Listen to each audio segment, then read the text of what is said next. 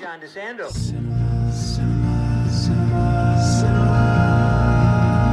Classics, let's go to the movies and share some popcorn, soda pop with our friends.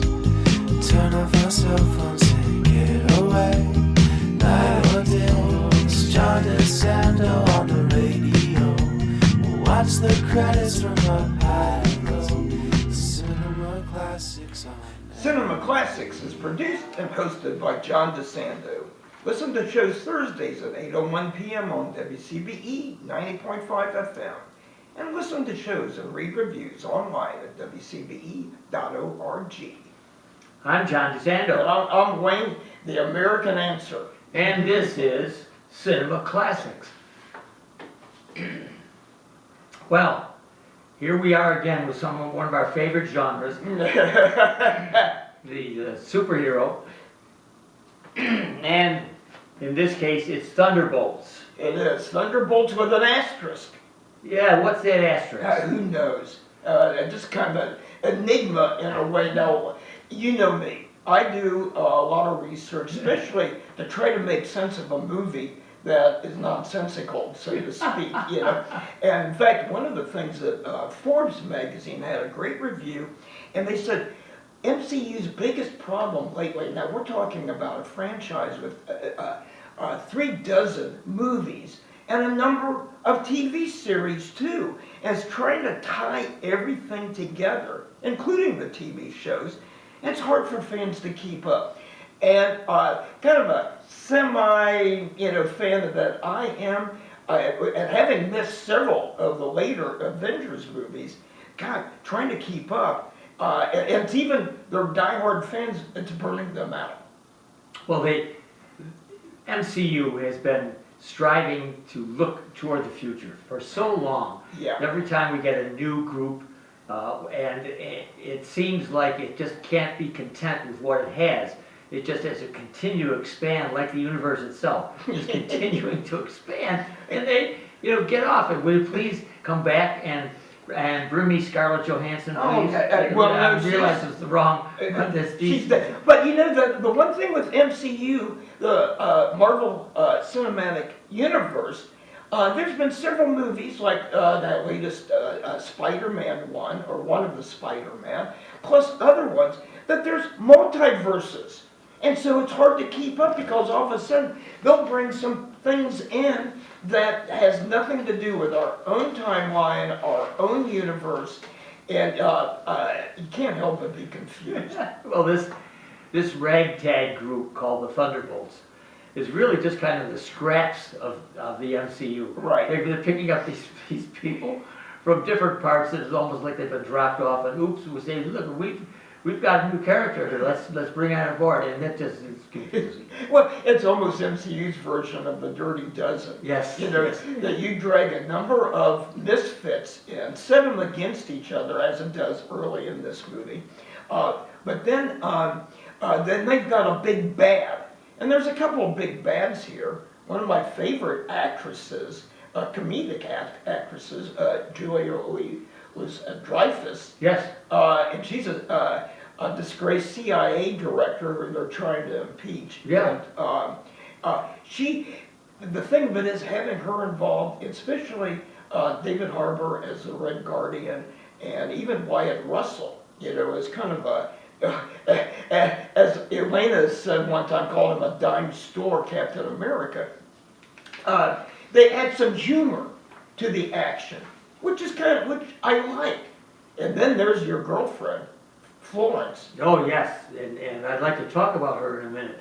But you mentioned one of my favorite actresses as well, Julia Louis-Dreyfus. Yes. And I think she's almost underused in this. She's a good villain. Yeah, she is. She plays Valentina. Yes. She's responsible for bringing all of these misfits together. And with her Cruella de Vil white streak of hair that some people have compared it to our latest National Security Advisor, I believe, who has something like that, or maybe she's the Homeland Security Director, who knows anymore. Well, some people are relating her to Donald Trump. because Yes. she wishes to be not impeached. She wishes to rule in a sense without Yes, being impeached. yes. And that's as close as MCU gets to political commentary. Right. Well, but also you got to add though that one of the probably the most recognizable face of this particular film is Sebastian Stan.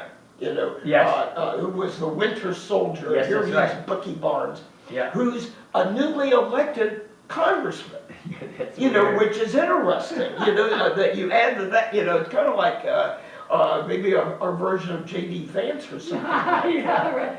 And what is Harbour's character? Is he? He's a Russian called the Red Guardian, and basically, I'd say next to Florence, he's my favorite character Sure, in the movie yeah. because, and we'll talk more about this, I'm Yeah. sure, during the podcast. But good actor, and I'll say more about him. But he plays all very well, and he's kind of the adopted father of Elena, played by So not the Florence. real father, but the adopted? I think so. One of the things that it said is not only they refer to him as her adopted father. Ah, And okay. that now he may have been the father of Scarlett Johansson's character, the Black Widow, Right. which was a Russian attempt of Black Widows, which Elena was also one of them. And they refer, Elena had a small part in that Black Widow movie with Scarlett and played, at first I thought maybe her real sister, but they kept calling her spiritual sister. Okay, all right. And so that makes she's sense. kind of burned out as the movie begins. Because as you know, I love Scarlett Johansson. And, Yes. And now I'm in love with Florence Pugh. Well, Maybe yeah, in well, a slightly different way, but I'm in love with her as an actress. When I saw her in Oppenheimer, the deal was closed. She was Yes. so good. Yes, and she's very good. She's been in a number of ones and classically trained actress and does a great job. And I believe she was in that latest version of Little Women also. Yes, right. And she did a good job. But Yeah. I know we'll talk more about her, won't Well, we? we will. And now, so what are they doing? What are these now, one of the things that Marvel likes to do, and I appreciate now and then, is they bring characters who've been bad, Yes, and they try to redeem them. yes, Okay? exactly. So we have Both reform and redeem them. yeah, yes. right, yeah. So it's an interesting bit, and they seem to be consistent about the characters. And the part of the film that I like, I'll tell you, I know that you and I are not big on the action, but when you get to the latter part, and when you're talking about self-therapy.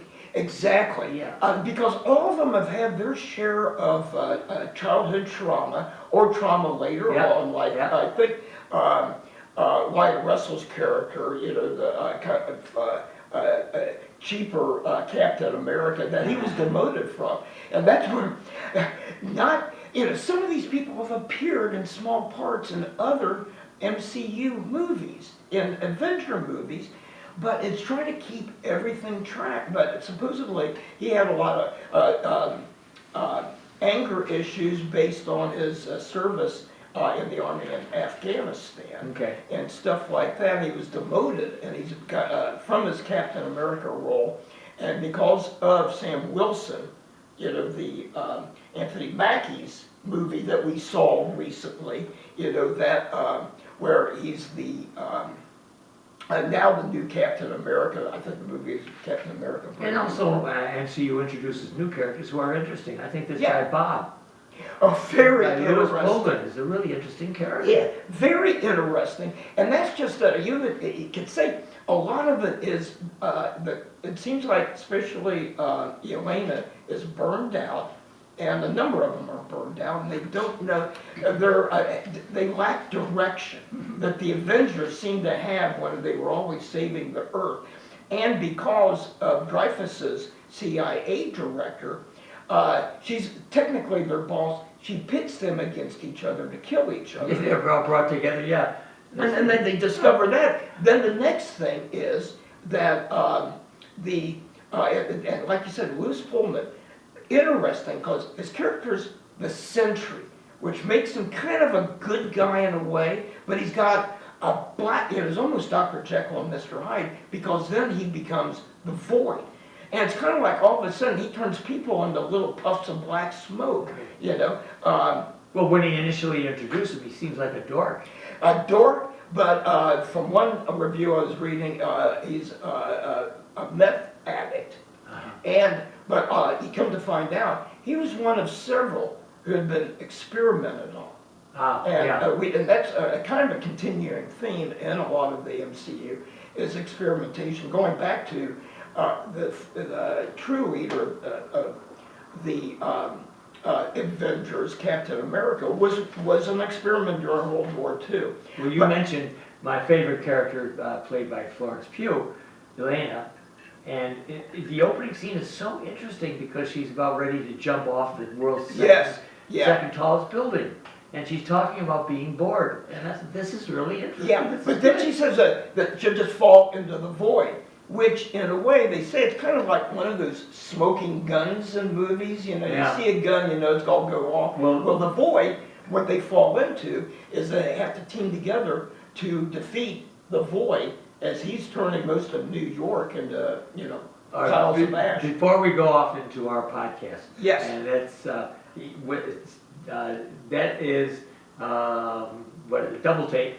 Yes. All right, and that'll be that will be on the WCBE podcast experience. Right. I wanted to mention that supposedly she did her own stunt in that first one, jumping off the building and then parachuting. Yes, and I read that too. And some are kind of debating, like, are they going to risk her? It doesn't have to be that building that she jumps from. But anyway, but her willingness to. But one thing that I didn't know until reading about it, the name Thunderbolts was the name of Elena's girls' soccer team when she was a kid. All right, let's stop this now. Your research always neutralizes me. So we're ready to go. So Wade Miller, what do you suggest about Thunderbolts? Now, if people are fans of the MCU, which I'm a quasi-fan, you might want to see it. You'll enjoy it for the humor and the interaction between this misfit of characters. So if you kind of go in with that in mind, you'll probably enjoy it. And Florence Pugh.